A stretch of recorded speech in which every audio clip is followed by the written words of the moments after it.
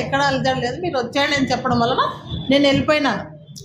Already నేను SP గారికి కూడా ఇంటిమేషన్ చేసిపోయినాను, ఇట్లా వెళ్తున్నానన్న 3 గ్రామాల్లో పర్యటన ఉందని చెప్పేసి. ఓకే అమ్మా, ఇప్పుడు అంటే ఇప్పుడు ఆల్రెడీ మీకు చెప్పారు కాబట్టి ఎస్ఐకి ఒక మాట చెప్పి వెళ్ళిపోండి అని చెప్పడం కూడా జరిగింది.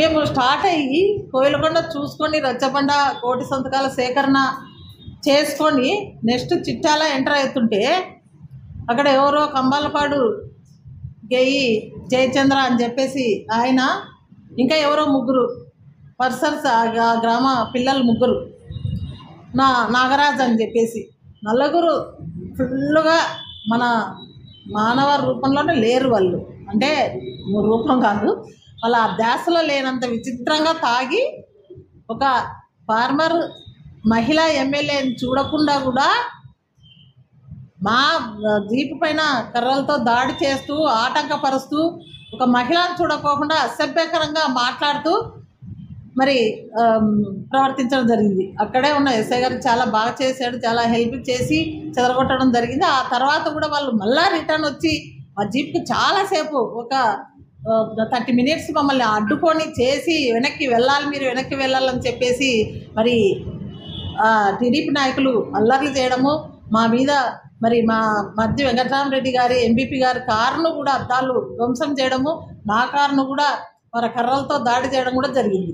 ఇది ఎంతవరకు సమంజసము? ఒక మహిళకు కూడా స్వేచ్ఛ లేకోకుండా, అంటే మహిళను చూడకోకుండా కూడా ఇంత భయభ్రాంతులకు గురి చేసి, అంటే వైసీపీ వాళ్ళు గ్రామాల లేకు కూడా రాకూడదు అనేది ఒక భయంకరాన్ని సృష్టించాలని చెప్పేసి ఈ విధంగా కూడా నిన్న వీరంగా చేయడం కూడా చిట్యాల గ్రామంలో అందరూ కూడా చూసింటారు. ఎందుకు స్టేషన్ తీసుకుంటున్నారు, ఎందుకు మీవన్నీ కూడా బయటకు వస్తాయి, మేమంతా కూడా గ్రామాల్లోకి వెళ్తే మీ చిట్టా అంతా బయటపడుతుంది, మీరు చేసేటివన్నీ కూడా తెలియపరుస్తారు ప్రజలకని ఒక భయంగా మీరు మీ భయంకరమైన వాతావరణాన్ని ప్రజలకు తెలుస్తుందని చెప్పేసి ఈరోజు మీరు దాడులకు దిగుతున్నారా అని చెప్పేసి నేను అడుగుతున్న టీడీపీ నాయకుల్ని. ఎందుకు ఒక మహిళను చూడకోకుండా ఈరోజు నిన్న ఆ విధంగా నిన్న ఈవినింగ్ 5:36 లోపల మరి ఈ విధంగా మీరు అడ్డుకోవడం ఎందుకు అని చెప్పేసి నేను అడుగుతున్నా. ఆల్రెడీ ఎప్పుడు ఆ గ్రామానికి వెళ్తున్నా, నేను ఎప్పుడు కూడా ఆ గ్రామంలో ఎప్పుడు వెళ్ళకోకుండా నిన్న స్పెషల్గా వెళ్తున్నాను అనేది ఏం కాదు. ఎప్పటి నుంచో ఆ గ్రామాలకి నేను పెళ్ళిలో పోతా, దేవరలో పోతుంటాను, అన్నీ పోతుంటాను, అన్ని సమస్యలకు ఆ గ్రామంలో.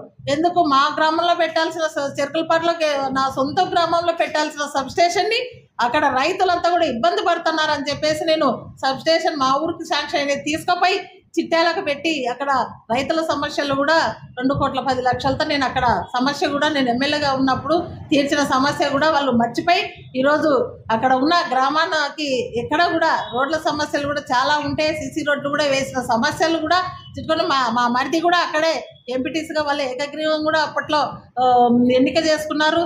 ఇవన్నీ కూడా మర్చిపోయి ఈరోజు టీడీపీ వాళ్ళంతా కూడా భయంకరమైన వాతావరణాన్ని సృష్టించి రేపు పొద్దున కూడా లోకల్ బాడీకి ఇలాగ అడ్డుకుంటే రేపు లోకల్ బాడీకి కూడా ఒక భయం అనేది ఉంటుంది. వైసీపీ వాళ్ళకు భయంకరమైన వాతావరణాన్ని సృష్టించాలని చెప్పేసి ఈ విధంగా కర్రలతో రాళ్లతో అడ్డుకోవడం జరిగి కారు అద్దాలన్నీ, స్కార్పియో అద్దాలన్నీ ధ్వంసం చేయడం కూడా జరిగింది.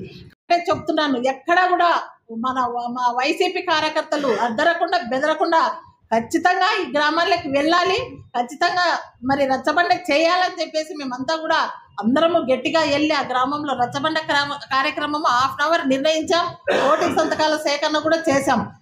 దట్ ఈస్ వైఎస్ఆర్సీపీ కార్యకర్తలు అంటే అది ఎంత గట్టిగా ఉన్నారంటే నిన్న చాలా గట్టిగా ఉండి మీ భయాలకి, మీ బెదిరింపులకు, మీ రాళ్ల దాడికి, మీ కట్టెలకు ఎక్కడ కూడా భయపడమని ఒక సంకేతం నిన్న మా వైసీపీ కార్యకర్తలంతా కూడా చాలా గట్టిగా కూడా ఆ గ్రామానికి వెళ్ళి మేము రచ్చబండ కార్యక్రమం చేయడం జరిగింది.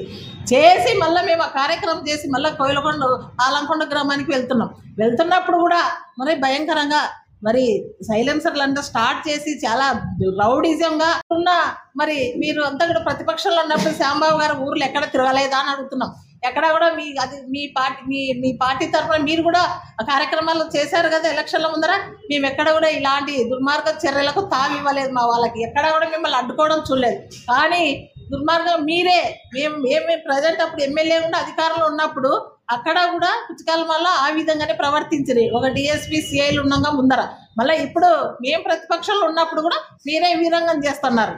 కానీ ఒకటే చెప్తున్నా, ఎప్పుడు కూడా అధికారం ఉంటే వీరంగం చేయొద్దండి, దుర్మార్గం తనాలో ఒక మహిళ అనుకో అని చూడకుండా కూడా మహిళకి ఎలాగా అసభ్యకరంగా మీరు మాటలు మాట్లాడినారు, మీరు ఒకసారి మీ వాళ్ళకి బుద్ధి చెప్పుకోండి అని చెప్పేసి తెలియజేస్తున్నా.